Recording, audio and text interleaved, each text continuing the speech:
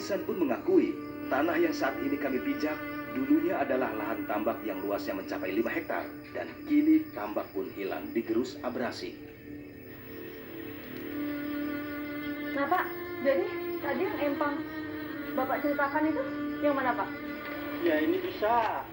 Tuh empang udah jadi abrasi ini jadi laut juga. Itu empangnya Pak? Iya empang nih. Tadinya ini kan galeman ini. Seluas apa Pak? Seluas mana? Dari mana ke mana? Gambarannya? Mau ke hutan ono 5 hektar, 5 hektar lebih. Terus sudah mulai hilang itu di tahun berapa Pak? Kena abrasi? Ya, kita 7 tahun, 8 tahunan ya. 7 tahun, 8 tahun yang lalu. Oh.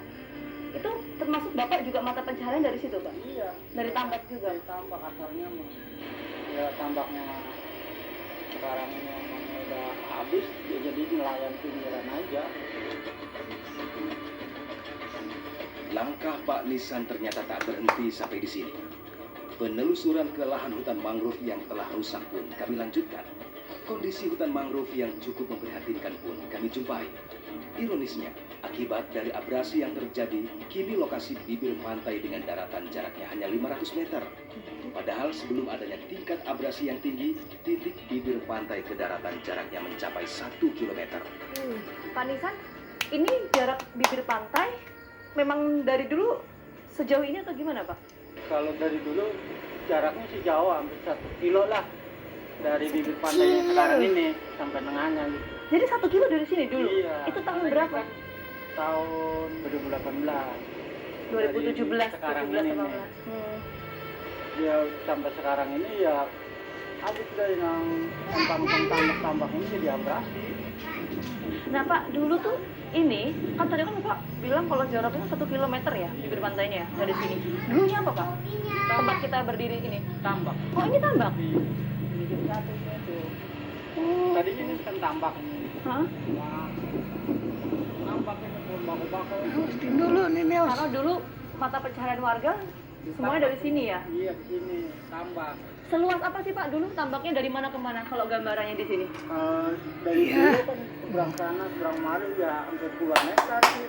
Ini aja kan hampir kemari aja nih sampai sini tuh 10 hektaran. Potret masa kejayaan Kampung Beting pun kini masih terlihat dari bangunan-bangunan yang berada di tengah hutan mangrove yang masih tersisa dari terjangan abrasi.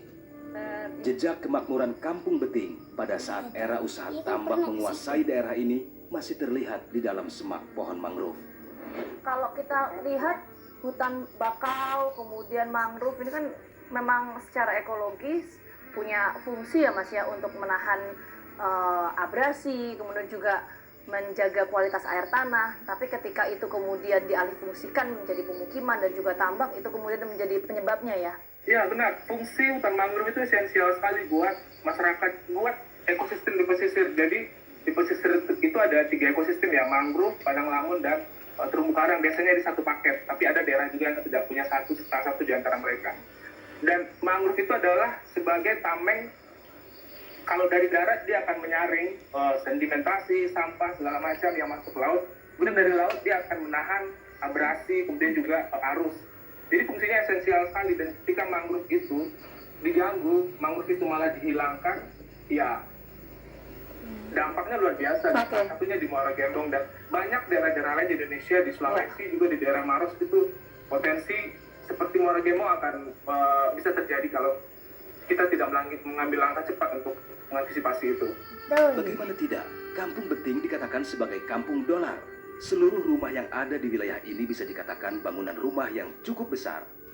Nisan pun tak menampik jika pada masa keemasan Kampung Beting di wilayah ini terdapat 30 rumah berdiri kokoh.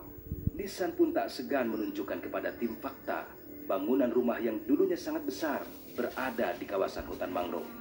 Informasi di sini ini ada permukiman warga, betul Pak? Iya ada. Di mana posisinya? Ini sini tuh, itu kan perbatasan sekali. Oke, kita akan coba cek ke sana. Sebelah mana Pak?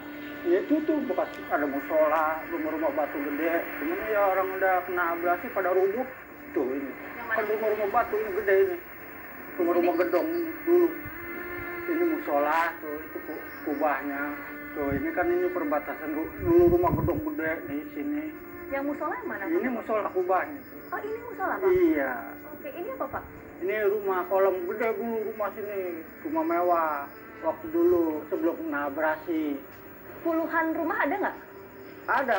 Cuma Ada? udah habis sama laut. Sampai nengah sana. Lebih dari 30 atau gimana? Lebih. Lebih dari 30? Waktu dulu mah lebih dari 30 rumah. Sebentar. Jadi di 2011 itu di sini sempat ada lebih dari 30 rumah. Lebih, iya. Terus kemudian diterjang abrasi di tahun 2017. Iya. Tak salah memang jika Kampung Beting dikatakan sebagai kampung dolar. Puluhan juta hasil yang didapat dari usaha tambak membuat warga Kampung Beting melebarkan usaha tambaknya hingga berhektar-hektar dengan membabat mangrove. Berdalih tempat usaha yang dekat membuat Nisan enggan untuk angkat kaki dari rumahnya yang berjarak hanya 500 meter dari bibir pantai. Dulu waktu pas ada ini Pak, tambak udang, ikan di sini, itu berapa Pak penghasilan warga Pak? Ya, ya. Karena sempat disebut kampung dolar kan waktu itu. Ya gede juga sih kalau masalah penghasilan keseluruhan mas. Berapa per harinya? Sampai puluhan juta sih. Puluhan juta? Iya. Karena keseluruhan. Kalau untuk satu orang saja misalnya, gambarannya. 3 sampai 400 300.000 sampai 400.000 itu per orang? per orang. Setiap harinya? Mm-mm. Oke, kalau sekarang penghasilan Bapak? Ya, sekarang penghasilan saya paling dapat ya 100 paling 50.000 gitu. Jadi menjaring gitu kadang juga kalau ada hasil gitu. Karena ikan kan ikan gede begitu sekarang agak sulit. Yang disebut dolar tuh kan dulu. Kalau sekarang kan emang Yang 7 tahun lalu ya? Iya. Pak, kalau tadi saya ngeliat kan di sini sudah banyak yang kemudian rumah tidak ditempati ya Pak ya? Iya. Tapi kemudian Bapak tetap memilih untuk tinggal di sini. Iya. Alasannya apa Pak? Alasannya karena usahanya itu dekat ke laut. Enggak, kita nggak susah pakai biaya terlalu besar gitu. Emang penghasilan itu kan belum murah jauh antara dulu sama sekarang. Jadi enak enggak. Bensin 1 liter atau 2 liter tuh bisa PP bolak-balik. Kalau misalnya Pak ada opsi atau penawaran untuk Bapak pindah dari sini karena kan terkait dengan kondisi yang tiap hari harus tergenang air rumah Bapak, itu gimana Pak? Ya itu sih lagi mana kesepakatan warga sini, kampung sini. Kalau dari Bapak sendiri? Ya kalau dari saya sih ya namanya yang nurut aja. Yang penting kan kita apa-apa juga bisa kita usaha enak gitu.